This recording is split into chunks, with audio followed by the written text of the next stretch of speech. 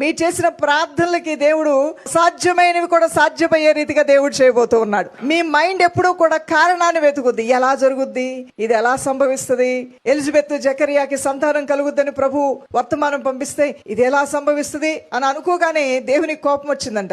ఇదిగో నువ్వు మోగవాడు అయిపోయి కొన్ని రోజులు నేను స్వయంగా వచ్చి నీతో మాట్లాడిన నువ్వు నమ్మలేదంటే నువ్వు మోగవాడు అవు. ప్రభు ఎప్పటి వరకు మోగవాడిని అంటే నీకు బిడ్డ పుట్టేంత వరకు మోగోళ్ళలాగే ఉండు అని చెప్పేసి మూగతనం ఇచ్చేసాడంట అతనికి. యాజకుడే గాని సేవకుడే గాని మూగవాడైపోయాడు. అది ఎలా జరుగుద్ది?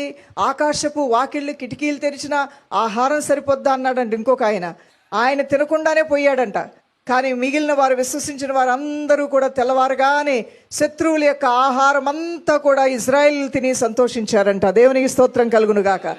ఇది ఎలా జరుగుద్ది అనే ప్రశ్న, అనుమానం, అల్ప విశ్వాసం.